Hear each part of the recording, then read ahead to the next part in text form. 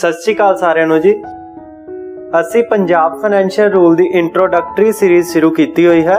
इस सीरीज ਦੇ ਸਾਰੇ ਲੈਕਚਰ ਤੁਸੀਂ ਇਸ ਚੈਨਲ ਦੀ ਪਲੇਲਿਸਟ ਵਿੱਚ ਜਾ ਕੇ ਦੇਖ ਸਕਦੇ ਹੋ। ਇਸ इंट्रोडक्टरी सीरीज ਨੂੰ ਕੰਟੀਨਿਊ ਕਰਦੇ ਹੋਏ ਅੱਜ ਅਸੀਂ ਪੰਜਾਬ फाइनेंशियल रूल ਦਾ 12ਵਾਂ ਚੈਪਟਰ डिपोजिट्स करांगे। इस चैप्टर ਨੂੰ ਦੋ ਪਾਰਟਸ ਵਿੱਚ ਡਿਵਾਈਡ ਕੀਤਾ ਗਿਆ ਹੈ ਅਤੇ ਚੈਪਟਰ ਦੇ ਲਾਸਟ ਵਿੱਚ ਐਨੈਕਸਰਸ ਦਿੱਤੇ ਗਏ ਹਨ। ਇਸ ਚੈਪਟਰ ਦਾ ਪਹਿਲਾ ਪਾर्ट लैप्स्ड डिपोजिट है ਅਤੇ दूसरा पार्ट इंटरेस्ट बेरिंग डिपोजिट है। जेकर गल करिए एनैक्सर्स दी ਤਾਂ ਐਨੈਕਸਚਰ A ਵਿੱਚ सब हेड्स ऑफ डिपोजिट्स ਦਿੱਤੇ ਗਏ ਹਨ। ਐਨੈਕਸਚਰ B ਵਿੱਚ form for monthly statement of deposits received and repaid by treasury during the month ਦਿੱਤਾ ਗਿਆ ਹੈ। ਐਨੈਕਸਚਰ C ਵਿੱਚ form for withdrawal from interest bearing deposit account that is demand note। ਐਨੈਕਸਚਰ D form to repair ledger of each subhead by Department of Finance। ਐਨੈਕਸਚਰ E form in which account statement will be sent to depositor। दोस्तों इस video ਨੂੰ examination point of view ਨੂੰ ਧਿਆਨ ਵਿੱਚ ਰੱਖ ਕੇ ਤਿਆਰ ਕੀਤਾ ਗਿਆ ਹੈ। जब भी ਅਸੀਂ ਕੋਈ रूल एक्सप्लेन ਕਰਾਂਗੇ ਤਾਂ ਤੁਸੀਂ ਇੱਕ ਗੱਲ ਦਾ ਖਾਸ ਧਿਆਨ ਰੱਖਣਾ ਕਿ ਯਾਦ ਰੱਖਣਾ ਕਿ ਇਹ रूल ਕਿਸ ਸੈਕਸ਼ਨ ਵਿੱਚ ਫਾਲ ਕਰ ਰਿਹਾ ਹੈ। ਐਗਜ਼ਾਮੀਨੇਸ਼ਨ ਪਰਪਸ ਦੇ ਲਈ ਕਾਫੀ ਜ਼ਰੂਰੀ ਹੋ ਜਾਂਦਾ ਹੈ ਕਿ ਤੁਹਾਨੂੰ ਪਤਾ ਹੋਵੇ ਕਿ ਕਿਹੜਾ रूल ਕਿਸ ਸੈਕਸ਼ਨ ਅਤੇ ਕਿਸ ਚੈਪਟਰ ਦੇ ਨਾਲ ਰਿਲੇਟ ਕਰਦਾ ਹੈ।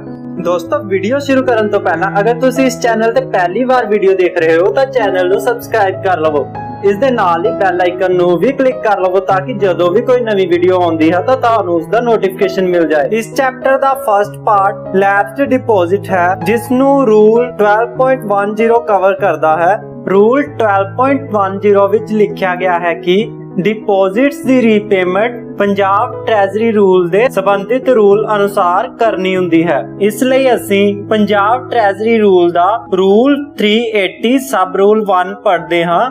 ਇਹ ਰੂਲ ਸਰਕਾਰ ਕੋਲ ਕਰਵਾਏ ਵੱਖ-ਵੱਖ ਡਿਪੋਜ਼ਿਟ ਨਾਲ ਸੰਬੰਧਿਤ ਹੈ। ਇਸ ਵਿੱਚ ਲਿਖਿਆ ਗਿਆ ਹੈ ਕਿ ਜੇਕਰ ਡਿਪੋਜ਼ਿਟ 5 ਰੁਪਏ ਜਾਂ ਇਸ ਤੋਂ ਘੱਟ ਦਾ ਹੈ ਤਾਂ ਇਸ ਨੂੰ ਡਿਪੋਜ਼ਿਟ ਦੀ ਮਿਤੀ ਤੋਂ 12 ਮਹੀਨੇ ਕੈਲਕੂਲੇਟ ਕਰਕੇ ਉਸ ਤੋਂ ਬਾਅਦ ਜਦੋਂ ਵੀ 31 ਮਾਰਚ ਆਵੇਗੀ ਨੂੰ ਇਹ डिपोजिट ਦਾ ਬਕਾਇਆ ਸਰਕਾਰ ਨੂੰ ਕ੍ਰੈਡਿਟ ਕਰ ਦਿੱਤਾ ਜਾਵੇਗਾ।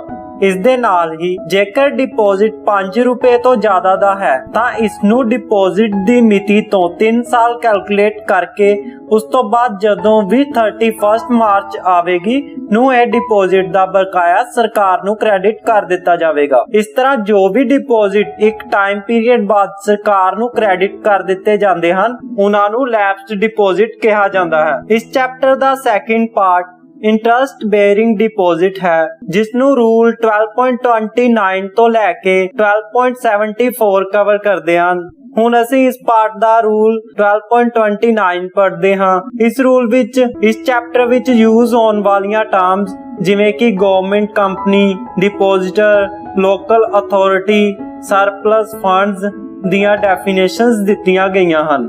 ਸਭ ਤੋਂ ਪਹਿਲਾਂ ਗਵਰਨਮੈਂਟ ਕੰਪਨੀ ਦੀ ਡੈਫੀਨੇਸ਼ਨ ਦੇਖਦੇ ਹਾਂ। ਇਸ ਰੂਲ ਮੁਤਾਬਿਕ 3 ਕੰਡੀਸ਼ਨਸ ਹਨ ਜਿਨ੍ਹਾਂ ਵਿੱਚ ਕਿਸੇ ਆਰਗੇਨਾਈਜੇਸ਼ਨ ਨੂੰ ਗਵਰਨਮੈਂਟ ਕੰਪਨੀ ਸਮਝਿਆ ਜਾਂਦਾ ਹੈ। ਸਭ ਤੋਂ ਪਹਿਲੀ ਕੰਡੀਸ਼ਨ ਹੈ ਗਵਰਨਮੈਂਟ ਕੰਪਨੀ ਉਹ ਹੈ ਜੋ ਕਿ ਕੰਪਨੀਜ਼ ਐਕਟ 1956 ਦੇ ਅਕੋਰਡਿੰਗ ਫਾਰਮ ਹੋਈ ਹੋਵੇ ਅਤੇ ਉਸ ਦੀ ਪੇਡ ਅਪ ਕੈਪੀਟਲ ਘੱਟੋ ਘੱਟ 51% ਸਰਕਾਰ ਕੋਲ ਹੋਵੇ। ਇਸ ਦੀ ਦੂਸਰੀ ਕੰਡੀਸ਼ਨ ਕੋਈ ਵੀ ਕਾਰਪੋਰੇਸ਼ਨ ਚਾਹੇ ਉਹ ਕੰਪਨੀਜ਼ ਐਕਟ 1956 ਅਨੁਸਾਰ ਕੰਪਨੀ ਨਾ ਵੀ ਹੋਵੇ ਪਰ ਉਸ ਦਾ ਕੰਟਰੋਲ ਸਰਕਾਰ ਕੋਲ ਹੋਵੇ। ਇਸ ਦੀ ਤੀਸਰੀ ਕੰਡੀਸ਼ਨ ਪੰਜਾਬ ਐਕਟ ਅਧੀਨ ਲੋਕਲ ਅਥਾਰਟੀ ਜਿਸ ਦਾ ਸਰਕਾਰ ਕੋਲ ਕੰਟਰੋਲ ਹੋਵੇ ਨੂੰ ਗਵਰਨਮੈਂਟ ਕੰਪਨੀ ਕਿਹਾ ਜਾਵੇਗਾ। ਹੁਣ ਇਸ ਰੂਲ ਵਿੱਚ ਦਿੱਤੀ ਡਿਪੋਜ਼ਿਟਰ ਦੀ ਡੈਫੀਨੇਸ਼ਨ ਦੇਖਦੇ ਹਾਂ। ਇਸ ਦੇ ਮੁਤਾਬਿਕ ਉਹ local authority, government company, government corporation, market committee, marketing board ਜਾਂ ਕੋਆਪਰੇਟਿਵ ਸੁਸਾਇਟੀ ਜਿਸ ਦਾ ਸਬ ਮਾਈਨਰ ਹੈਡ ਆਫ ਅਕਾਊਂਟ ਇਸ ਚੈਪਟਰ ਦੇ ਐਨੈਕਸਚਰ A ਵਿੱਚ ਦਿੱਤਾ ਗਿਆ ਹੋਵੇ ਨੂੰ ਡਿਪੋਜ਼ਿਟਰ ਕਿਹਾ ਜਾਵੇਗਾ। ਲੋਕਲ ਅਥਾਰਟੀ ਦੀ ਡੈਫੀਨੇਸ਼ਨ ਵਿੱਚ municipal committee, notified area committee, ਜ਼ਿਲ੍ਹਾ ਪਰਿਸ਼ਦ, ਪੰਚਾਇਤ ਸਮਿਤੀ, ਪੰਚਾਇਤ ਅਤੇ ਇੰਪਰੂਵਮੈਂਟ ਟਰਸਟ ਵੀ ਸ਼ਾਮਿਲ ਕੀਤੇ ਗਏ ਹਨ। ਸਰਪਲਸ ਫੰਡਸ ਦੀ ਡੈਫੀਨੇਸ਼ਨ ਵਿੱਚ 2 ਕੰਡੀਸ਼ਨ ਦਿੱਤੀਆਂ ਗਈਆਂ ਹਨ ਜਿਨ੍ਹਾਂ ਵਿੱਚ ਫੰਡ ਨੂੰ ਸਰਪਲਸ ਫੰਡਸ ਟ੍ਰੀਟ ਕੀਤਾ ਜਾਵੇਗਾ। ਪਹਿਲੀ ਕੰਡੀਸ਼ਨ ਦੇ ਮੁਤਾਬਿਕ ਜਦ ਕਿਸੇ ਫੰਡ ਨੂੰ ਲਾ ਰੂਲਸ ਬਾਇਲਾਜ਼ ਜਾਂ ਆਰਟੀਕਲ ਆਫ ਐਸੋਸੀਏਸ਼ਨ ਮੁਤਾਬਿਕ ਡਿਪੋਜ਼ਿਟਰ ਦੇ ਬਿਜ਼ਨਸ ਵਿੱਚ ਵਰਤਣ ਦੀ ਪਰਮਿਸ਼ਨ ਨਹੀਂ ਹੁੰਦੀ ਹੈ ਤਾਂ ਅਜਿਹੇ ਫੰਡਾਂ ਨੂੰ ਸਰਪਲਸ ਫੰਡ ਕਿਹਾ ਜਾਵੇਗਾ। ਇਸ ਦੀ ਦੂਸਰੀ ਕੰਡੀਸ਼ਨ ਮੁਤਾਬਿਕ ਜਦ ਕਿਸੇ ਫੰਡ ਦੀ ਡਿਪੋਜ਼ਿਟਰ ਨੂੰ 3 ਮਹੀਨੇ ਤੱਕ ਆਪਣੇ ਬਿਜ਼ਨਸ ਵਿੱਚ ਵਰਤੋਂ ਦੀ ਜ਼ਰੂਰਤ ਨਹੀਂ ਹੈ ਜਾਂ ਜ਼ਰੂਰਤ ਹੀ ਨਹੀਂ ਹੈ ਤਾਂ ਇਸ ਨੂੰ ਵੀ ਸਰਪਲਸ ਫੰਡ ਕਿਹਾ ਜਾਵੇਗਾ। ਰੂਲ 12.30 ਮੁਤਾबिक कोई भी local authority, government company, corporation, cooperative society, market committee, marketing board ਅਤੇ ਯੂਨੀਵਰਸਿਟੀ ਸਰਕਾਰ ਦੇ ਖਜ਼ਾਨੇ ਵਿੱਚ ਆਪਣੇ ਸਰਪਲਸ ਫੰਡ ਦਾ ਡਿਪੋਜ਼ਿਟ ਅਕਾਊਂਟ ਸਰਕਾਰ ਕੋਲ ਬਤੌਰ ਇੰਟਰਸਟ ਬੇਰਿੰਗ ਡਿਪੋਜ਼ਿਟ ਰੱਖ ਸਕਦੀ ਹੈ। ਰੂਲ 12.31 ਵਿੱਚ ਲਿਖਿਆ ਗਿਆ ਹੈ ਕਿ ਇਹਨਾਂ ਦੇ ਡਿਪੋਜ਼ਿਟ ਨੂੰ ਵੱਖ-ਵੱਖ ਅਕਾਊਂਟਿੰਗ ਹੈਡ ਵਿੱਚ ਹੇਠ ਅਨੁਸਾਰ ਰੱਖਣਾ ਹੁੰਦਾ ਹੈ। ਇਸ ਵਿੱਚ ਡਿਪੋਜ਼ਿਟਰ ਨੂੰ 4 ਕੈਟਾਗਰੀ ਵਿੱਚ ਵੰਡਿਆ ਗਿਆ ਹੈ। ਪਹਿਲੀ ਕੈਟਾਗਰੀ ਵਿੱਚ ਗਵਰਨਮੈਂਟ ਕੰਪਨੀ ਤੇ ਕਾਰਪੋਰੇਸ਼ਨ ਨੂੰ ਰੱਖਿਆ ਗਿਆ ਹੈ। ਦੂਸਰੀ ਕੈਟਾਗਰੀ ਵਿੱਚ ਗਵਰਨਮੈਂਟ ਬੋਰਡ ਐਂਡ ਯੂਨੀਵਰਸਿਟੀ ਨੂੰ ਰੱਖਿਆ ਗਿਆ ਹੈ। ਤੀਸਰੀ ਕੈਟਾਗਰੀ ਵਿੱਚ ਲੋਕਲ ਬੋਡੀਜ਼ ਅਤੇ ਚੌਥੀ ਕੈਟਾਗਰੀ ਵਿੱਚ ਅਦਰ ਆਟੋਨਮਸ ਬੋਡੀਜ਼ ਰੱਖੀ ਗਈ ਹੈ। ਸਬ ਹੈਡ ਦੀ ਲਿਸਟ ਇਸ ਚੈਪਟਰ ਦੇ ਐਨੈਕਸਚਰ A ਵਿੱਚ ਦਿੱਤੀ ਗਈ ਹੈ। ਰੂਲ 12.32 ਵਿੱਚ ਲਿਖਿਆ ਗਿਆ ਹੈ ਕਿ ਜਦ ਕਿਸੇ local authority, government company, corporation, cooperative society, market committee, marketing board ਜਾਂ ਯੂਨੀਵਰਸਿਟੀ ਵੱਲੋਂ ਸਰਕਾਰ ਦੇ ਖਜ਼ਾਨੇ ਵਿੱਚ ਆਪਣੇ ਸਰਪਲਸ ਫੰਡ ਦਾ ਡਿਪੋਜ਼ਿਟ ਅਕਾਊਂਟ ਸਰਕਾਰ ਕੋਲ ਬਤੌਰ ਇੰਟਰਸਟ ਬੇਰਿੰਗ ਡਿਪੋਜ਼ਿਟ ਰੱਖਿਆ ਜਾਂਦਾ ਹੈ ਤਾਂ ਇਸ ਦੀ account maintenance authority department of finance ਹੁੰਦਾ ਹੈ। ਰੂਲ 12.33 ਤੋਂ ਲੈ ਕੇ ਰੂਲ 12.36 ਤੱਕ ਡਿਪੋਜ਼ਿਟ ਕਰਵਾਉਣ ਦੇ ਪ੍ਰੋਸੀਜਰ ਨਾਲ ਰਿਲੇਟਡ ਹਨ ਅਤੇ ਨਾਲ ਹੀ ਉਸ ਦਾ ਰਿਕਾਰਡ ਰੱਖਣ ਦੇ ਨਾਲ ਰਿਲੇਟਡ ਹਨ। ਹੁਣ ਅਸੀਂ ਰੂਲ 12.33 ਦਾ ਸਬ ਰੂਲ 1 ਪੜ੍ਹਦੇ ਹਾਂ। ਇਸ ਵਿੱਚ ਲਿਖਿਆ ਗਿਆ ਹੈ ਕਿ ਡਿਪੋਜ਼ਿਟ ਕਰਵਾਉਣ ਲਈ ਡਿਪੋਜ਼ਿਟਰ ਵੱਲੋਂ ਫਾਰਮ STR4 4 ਪਰਤਾਂ ਵਿੱਚ ਟ੍ਰੈਜ਼ਰੀ ਜਾਂ ਸਬ ਟ੍ਰੈਜ਼ਰੀ ਵਿਖੇ ਜਮ੍ਹਾਂ ਕਰਵਾਉਣਾ ਹੁੰਦਾ ਹੈ। ਇਸ ਫਾਰਮ ਦੀ ਪਹਿਲੀ ਕਾਪੀ ਤੇ ਓਰੀਜਨਲ, ਦੂਸਰੀ ਕਾਪੀ ਤੇ ਡੁਪਲੀਕੇਟ, ਤੀਸਰੀ ਤੇ ਟ੍ਰਿਪਲੀਕੇਟ ਅਤੇ ਚੌਥੀ ਕਾਪੀ ਤੇ ਕੁਆਡਰਿਪਲੀਕੇਟ ਮਾਰਕ ਹੋਇਆ ਹੋਣਾ ਚਾਹੀਦਾ ਹੈ। ਸਬ ਰੂਲ 2 ਵਿੱਚ ਲਿਖਿਆ ਗਿਆ ਹੈ ਕਿ ਜੇਕਰ ਬੈਂਕ ਟ੍ਰੈਜ਼ਰੀ ਦੇ ਬਿਹਾਫ ਤੇ ਕੰਮ ਕਰਦਾ ਹੈ ਤਾਂ ਬੈਂਕ ਓਰੀਜਨਲ ਅਤੇ ਇੱਕ ਡੁਪਲੀਕੇਟ ਕਾਪੀ ਡਿਪੋਜ਼ਿਟਰ ਨੂੰ ਵਾਪਸ ਕਰ ਦੇਵੇਗਾ ਅਤੇ ਬਾਕੀ ਦੀਆਂ 2 ਕਾਪੀਆਂ daily account of Punjab government receipt ਦੇ ਨਾਲ ਟ੍ਰੈਜ਼ਰੀ ਆਫੀਸਰ ਨੂੰ ਭੇਜ ਦੇਵੇਗਾ। ਨੌਨ ਬੈਂਕਿੰਗ ਟ੍ਰੈਜ਼ਰੀ ਦੇ ਕੇਸ ਵਿੱਚ ਵੀ ਉਪਰੋਕਤ ਅਨੁਸਾਰ ਹੀ 2 ਕਾਪੀਆਂ ਰੱਖ ਕੇ 2 ਕਾਪੀਆਂ ਵਾਪਸ ਕਰ ਦਿੱਤੀਆਂ ਜਾਣਗੀਆਂ।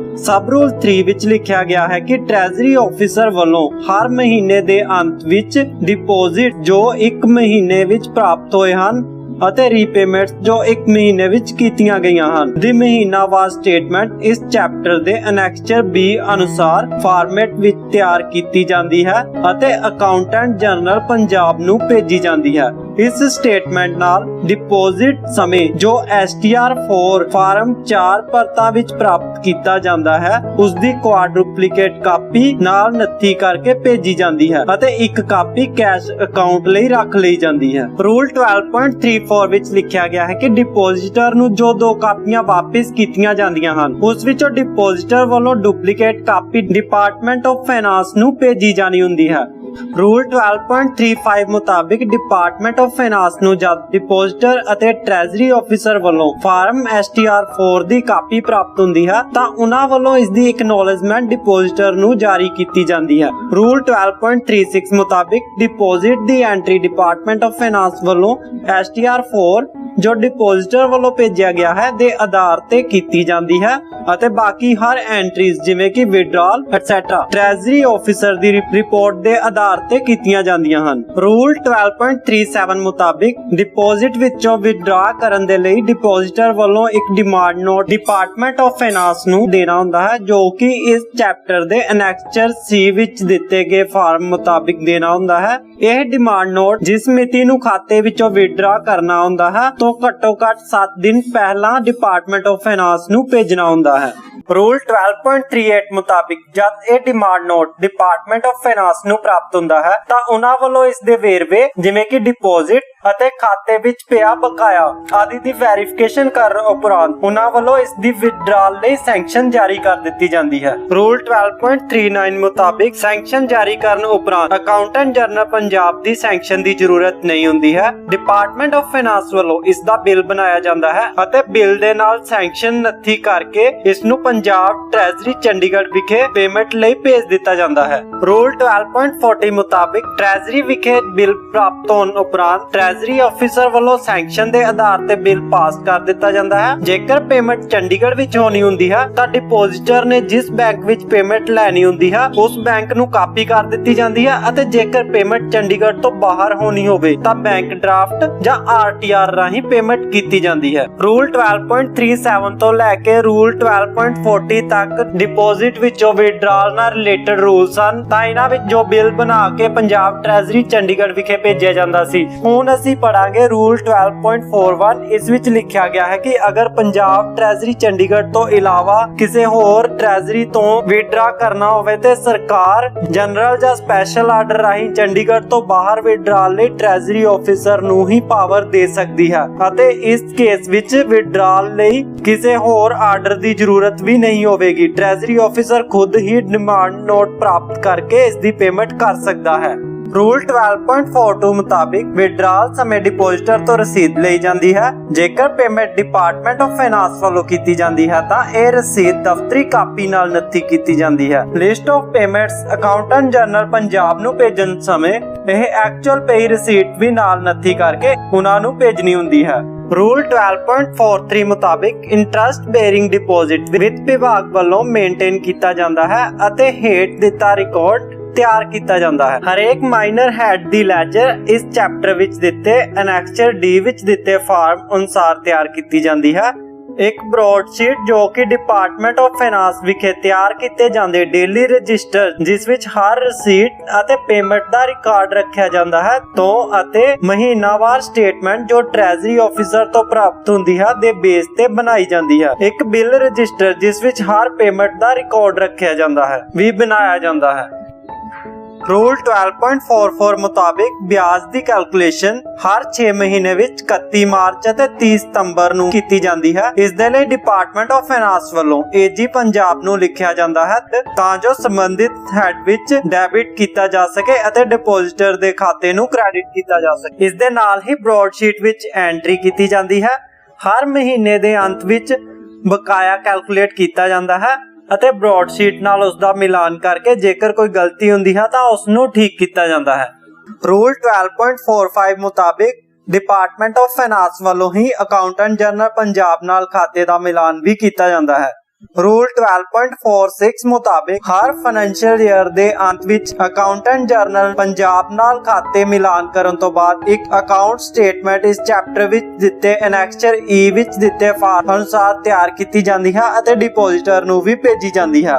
ਰੂਲ 12.47 ਮੁਤਾਬਿਕ ਟ੍ਰੈਜਰੀਜ਼ ਵਿੱਚ ਡਿਪੋਜ਼ਿਟਸ ਵਿੱਚੋਂ receipt and payments the entry cash account ਜਾਂ ਲਿਸਟ ਆਫ ਪੇਮੈਂਟਸ ਵਿੱਚ ਕੀਤੀ ਜਾਂਦੀ ਹੈ। ਅਕਾਊਂਟੈਂਟ ਜਨਰਲ ਪੰਜਾਬ ਵਿੱਤ ਵਿਭਾਗ ਨਾਲ ਸਲਾਹ ਕਰਨ ਤੋਂ ਬਾਅਦ ਟ੍ਰੈਜਰੀ ਨੂੰ ਹੋਰ ਰਿਪੋਰਟਸ ਦੀ ਵੀ ਡਿਮਾਂਡ ਕਰ ਸਕਦਾ ਹੈ। ਰੂਲ 12.48 ਮੁਤਾਬਿਕ ਵਿੱਤ ਵਿਭਾਗ ਵੱਲੋਂ ਅਕਾਊਂਟੈਂਟ ਜਨਰਲ ਪੰਜਾਬ ਨਾਲ ਸਲਾਹ ਕਰਨ ਤੋਂ ਬਾਅਦ ਪ੍ਰਿਸਕ੍ਰਾਈਬਡ ਰਿਟਰਨਸ ਅਤੇ ਸਟੇਟਮੈਂਟਸ ਨੂੰ ਅਕਾਊਂਟੈਂਟ ਜਨਰਲ ਪੰਜਾਬ ਨੂੰ ਭੇਜਿਆ ਜਾਂਦਾ ਹੈ। ਰੂਲ 12.49 ਮੁਤਾਬਿਕ ਅਕਾਊਂਟੈਂਟ ਜਨਰਲ ਪੰਜਾਬ ਵੱਲੋਂ ਵਿੱਤ ਵਿਭਾਗ ਵੱਲੋਂ ਤਿਆਰ ਕੀਤੇ ਖਾਤਿਆਂ ਦਾ ਆਡਿਟ ਕੀਤਾ ਜਾਂਦਾ ਹੈ।